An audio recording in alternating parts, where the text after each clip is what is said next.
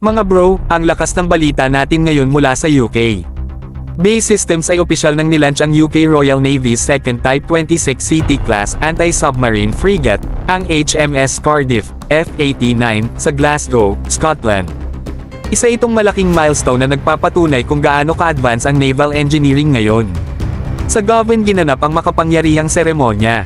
For the first time, pumasok na sa tubig ang HMS Cardiff bilang bahagi ng construction process na sinimulan pa noong 2017. Alam nyo mga bro, ang ganitong progress ang nagpapalakas sa isang navy, lalo na't highly specialized ito para sa anti-submarine warfare, sobrang critical sa maritime security ngayon.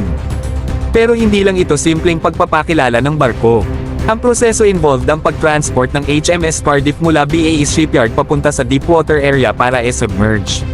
Pagkatapos, itinuloy ito sa Scotstoun Center para sa integration at testing.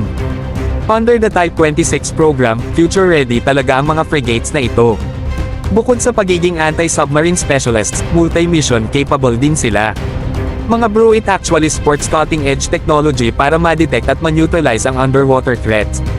Ganito talaga ang force multiplier para sa Royal Navy. Sana all na lang, lalo na sa atin na napapalibutan ng karagatan. Ano ang aral natin dito mga bro?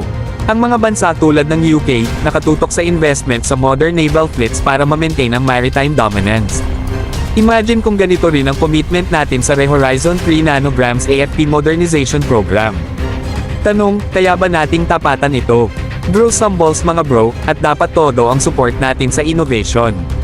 Stay tuned mga bro, dahil simula pa lang ito.